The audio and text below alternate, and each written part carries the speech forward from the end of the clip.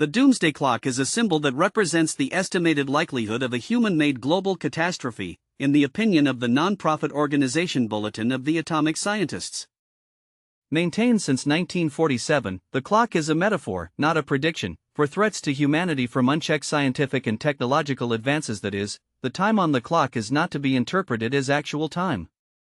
A hypothetical global catastrophe is represented by midnight on the clock, with the bulletin's opinion on how close the world is to one represented by a certain number of minutes or seconds to midnight, which is then assessed in January of each year. The main factors influencing the clock are nuclear warfare, climate change, and artificial intelligence. The Bulletin's Science and Security Board monitors new developments in the life sciences and technology that could inflict irrevocable harm to humanity. The clock's original setting in 1947 was 7 minutes to midnight. It has since been set backward 8 times and forward 18 times. The farthest time from midnight was 17 minutes in 1991, and the closest is 89 seconds, set in January 2025. The clock was moved to 150 seconds, 2 minutes, 30 seconds, in 2017, then forward to 2 minutes to midnight in 2018, and left unchanged in 2019. It was moved forward to 100 seconds, 1 minute, 40 seconds, in 2020, 90 seconds, 1 minute, 30 seconds, in 2023, and 89 seconds, 1 minute, 29 seconds, in 2025. The Doomsday Clock's origin can be traced to the international group of researchers called the Chicago Atomic Scientists, who had participated in the Manhattan Project. After the atomic bombings of Hiroshima and Nagasaki, they began publishing a mimeographed newsletter and then the magazine, Bulletin of the Atomic Scientists, which, since its inception, has depicted the clock on every cover. The clock was first represented in 1947, when the Bulletin co-founder Hyman Goldsmith asked artist Marta Langsdorff, wife of Manhattan Project research associate and Sila R.D. petition signatory Alexander Langsdorff Jr., to design a cover for the magazine's June 1947 issue. As Eugene Rabinowitz, another co-founder of the Bulletin, explained later, the Bulletin's clock is not a gauge to register the ups and downs of the international power struggle. It is intended to reflect basic changes in the level of continuous danger in which mankind lives in the nuclear age. Langsdorff chose a clock to reflect the urgency of the problem, like a countdown. The clock suggests that destruction will naturally occur unless someone takes action to stop it. In January 2007, designer Michael Byard, who was on the Bulletin's governing board, redesigned the Doomsday Clock to give it a more modern feel. In 2009, the Bulletin ceased its print edition and became one of the first print publications in the U.S. to become entirely digital. The clock is now found as part of the logo on the Bulletin's website. Information about the Doomsday Clock Symposium, a timeline of the clock's settings, and multimedia shows about the clock's history and culture can also be found on the Bulletin's website. The 5th Doomsday Clock Symposium was held on November 14, 2013, in Washington, D.C. It was a day-long event that was open to the public and featured panelists discussing various issues on the topic communicating catastrophe. There was also an evening event at the Hirshhorn Museum and Sculpture Garden in conjunction with the Hirshhorn's current exhibit, Damage Control, Art and Destruction Since 1950. The panel discussions, held at the American Association for the Advancement of Science, were streamed live from the Bulletin's website and can still be viewed there. Reflecting international events dangerous to humankind, the clock has been adjusted 25 times since its inception in 1947, when it was set to 7 minutes to midnight. The Doomsday Clock has become a universally recognized metaphor according to the Two-Way, an NPR blog. According to the Bulletin, the clock attracts more daily visitors to the Bulletin site than any other feature. Midnight has a deeper meaning. Besides the constant threat of war, there are various elements taken into consideration when the scientists from the Bulletin decide what midnight and global catastrophe really mean in a particular year.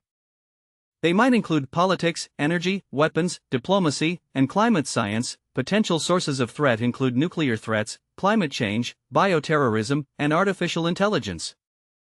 Members of the board judge midnight by discussing how close they think humanity is to the end of civilization. In 1947, at the beginning of the Cold War, the clock was started at 7 minutes to midnight. Before January 2020, the two tied for lowest points for the Doomsday Clock were in 1953, when the clock was set to 2 minutes until midnight, after the U.S.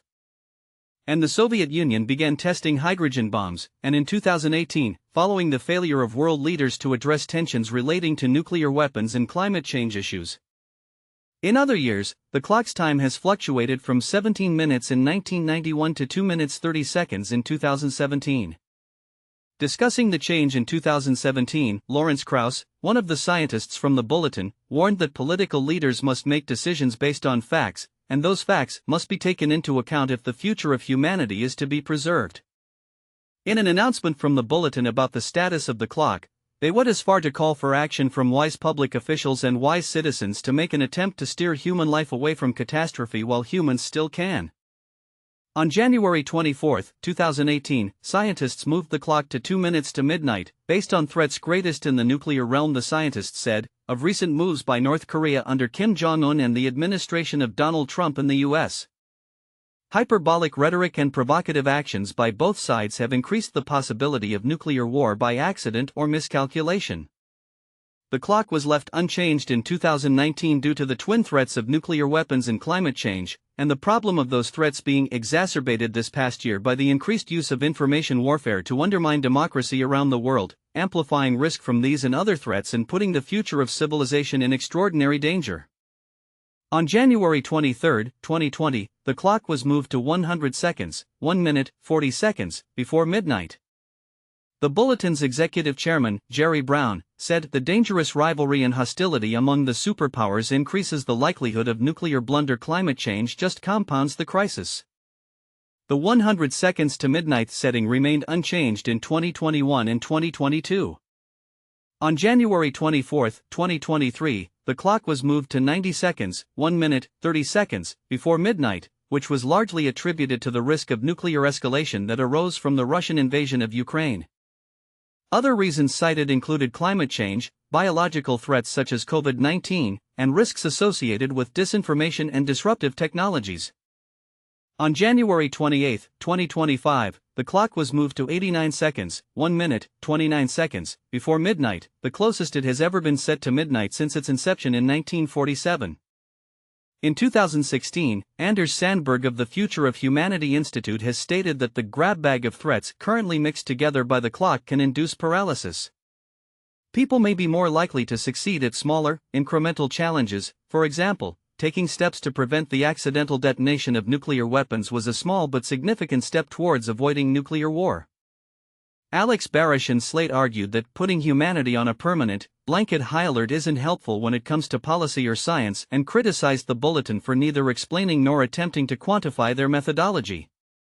Cognitive psychologist Steven Pinker harshly criticized the Doomsday Clock as a political stunt, pointing to the words of its founder that its purpose was to preserve civilization by scaring men into rationality. He stated that it is inconsistent and not based on any objective indicators of security, using as an example its being farther from midnight in 1962 during the Cuban Missile Crisis than in the far calmer 2007. He argued it was another example of humanity's tendency toward historical pessimism, and compared it to other predictions of self-destruction that went unfulfilled. Conservative media outlets have often criticized the Bulletin and the Doomsday Clock. Keith Payne wrote 2010 in the National Review that the clock overestimated the effects of developments in the areas of nuclear testing and formal arms control. In 2018, Tristan Hopper in the National Post acknowledged that there are plenty of things to worry about regarding climate change, but states that climate change is not in the same league as total nuclear destruction. In addition, some critics accuse the Bulletin of pushing a political agenda.